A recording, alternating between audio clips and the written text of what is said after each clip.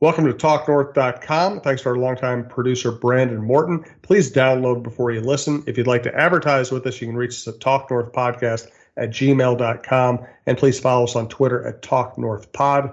Two promo codes to be aware of. Bitesquad.com. Use the promo code TalkNorth to get your first delivery free. And go to SodaStick.com, the great local apparel company. Use the promo code YouBetcha to get free shipping on any sized order.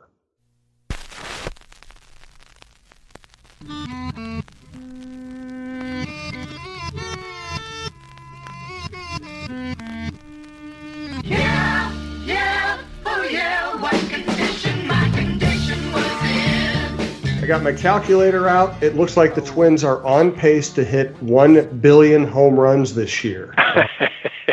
Let's analyze how and why. This is the Roy Smalley Show, better known as Roy Smalley's Chin Music, part of the TalkNorth.com podcast network. Check out all of our shows.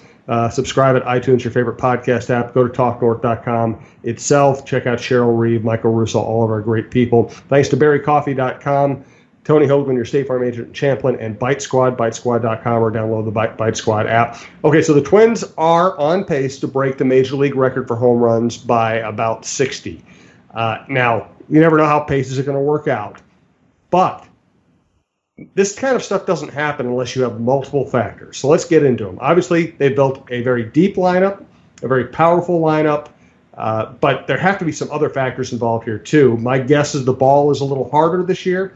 And I also have to believe that the ideas behind launch angle and the modern emphasis on launch angle have to come into play. But you're the expert. I'll let you take this.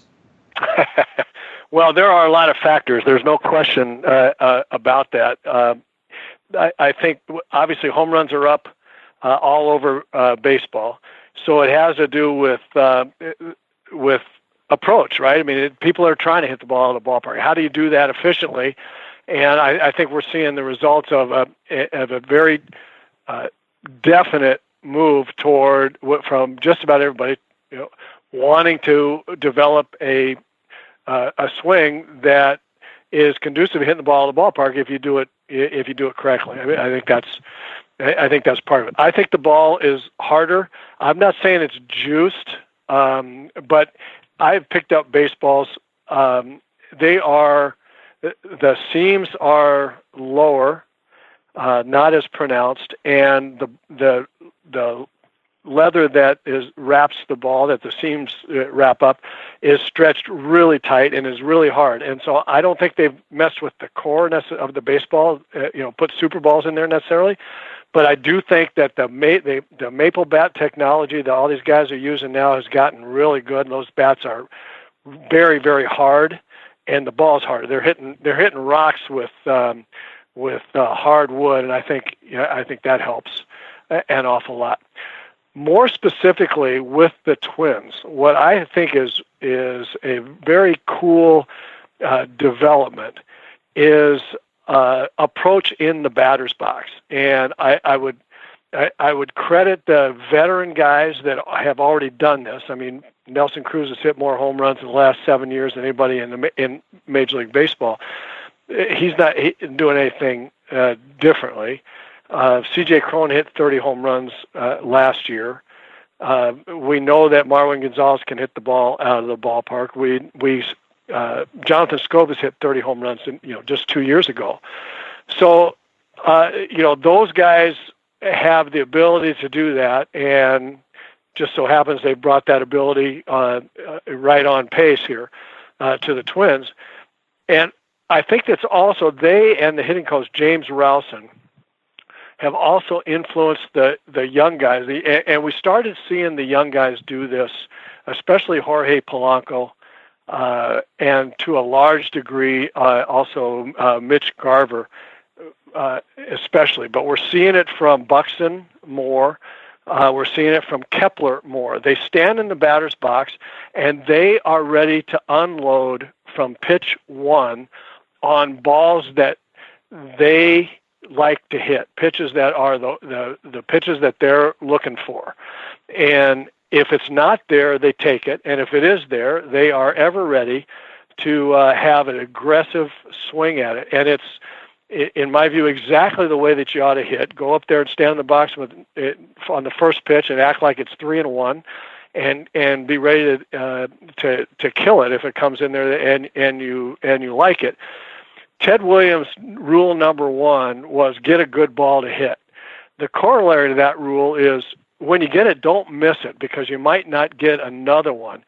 And they have been doing that in spades. I mean, they've been terrific at it. And last year, James Rosen made it, and I'm sorry for the long diatribe, but there are a lot of factors here at work. And James Rosen told me last year, I spent a lot of time with him, and he said something that I thought was really interesting.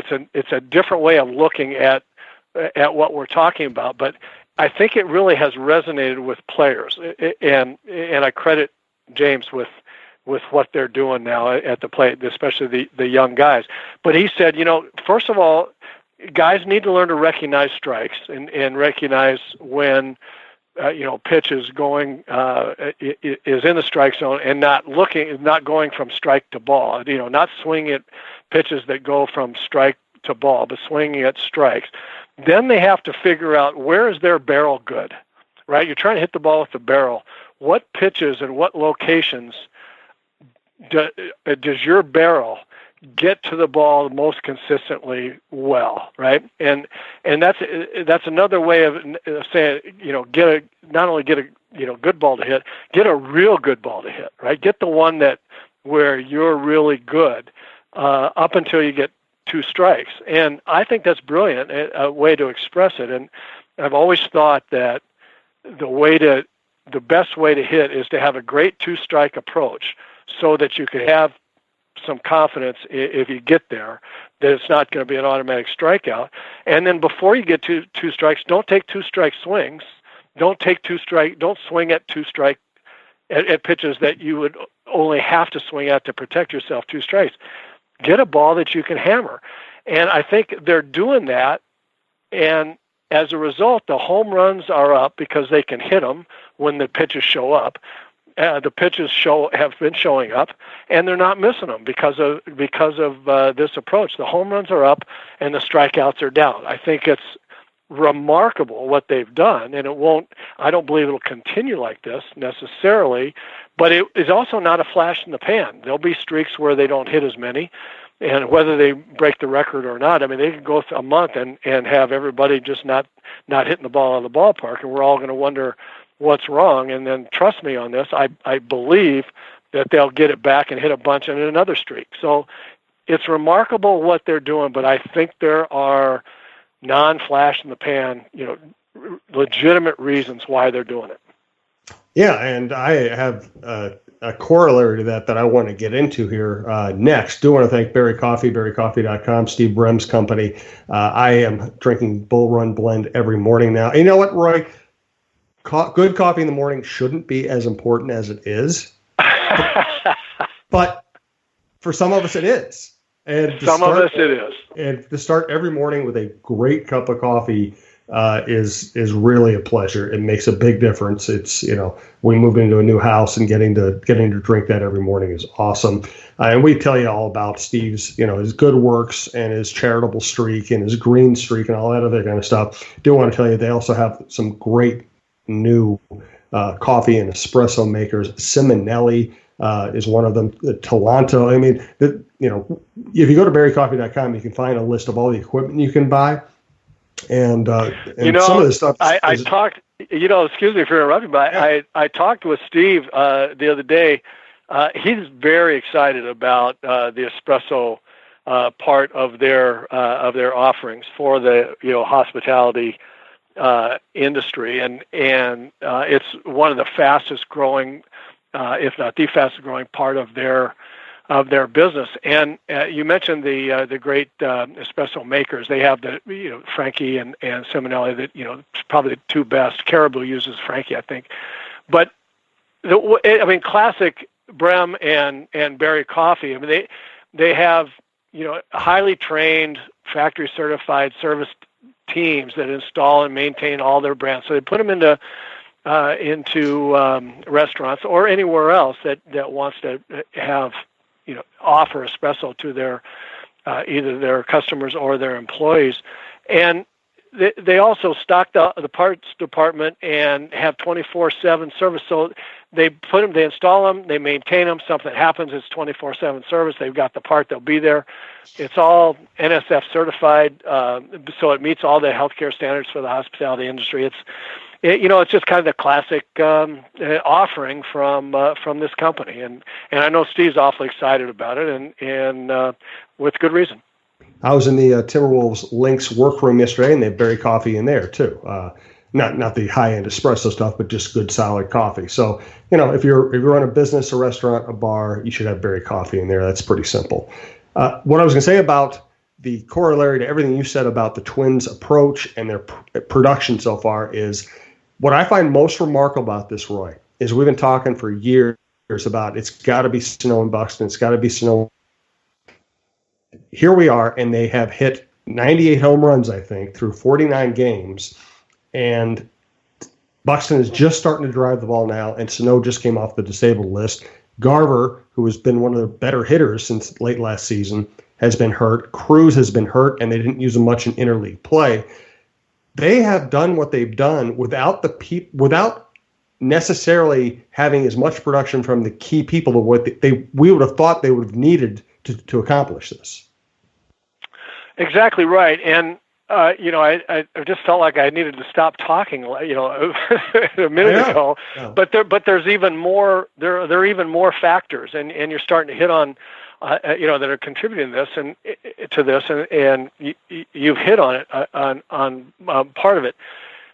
When you have veteran hitters like they acquired and have put in the lineup, and those guys produce. I mean, think about Byron, Buxton, and Miguel Sano knew when they were in A ball. They knew that what the Twins and everybody was saying about, number 1 and number 3 prospects in the world, or whatever it was, and it was going to be their team. And they heard that stuff. They've heard it since they were 18 years old. And to come up here when they have in the past, and to a team that really wasn't supporting them all that well offensively around them in the lineup, they had to have been feeling a lot of pressure. And now in this scenario, they're older, they're wiser, they're more comfortable, and they're just 2 of 9, or maybe actually 2 of about 12 deep, that are swinging the bats really well, and they can just be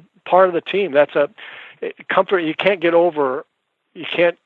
overstate how important a player being comfortable is, and I think Byron especially is more comfortable right now, being one of the guys rather than the guy, and I think that's paying off. The other part of it is all of the guys, Polanco and Garver and Rosario and Kepler. I mean, they all are kind of in the same boat, and they're all just trying to contribute and do what the veteran guys are doing. Hitting begets hitting. When you've got 9 guys that are swinging, that have the ability to swing the bat well, and they're all swinging the bat pretty well, they're all going to continue to swing the bat pretty well. That's just the way it works, because there's something about the mindset of, well, everybody's doing this, I got to do it. I want to do it too. That's better than, oh my gosh, nobody's swinging the bat well, I've got to do something really important, or you just, the mindset gets more negative than positive, and they are so positive right now, and with good reason, and a lot of it has to do with the comfort that everybody has, that it's not all on any one individual player, A, and B, man, is it fun to be part of a lineup.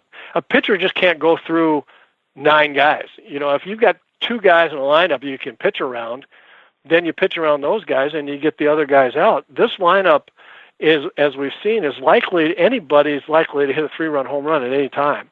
And that just is such pressure on the opposing pitchers that it just begets, it begets good offense. And the last thing that I will say about this group is, and I've said this a while back when I suspected that they were going to be really good at tearing up mediocre pitching.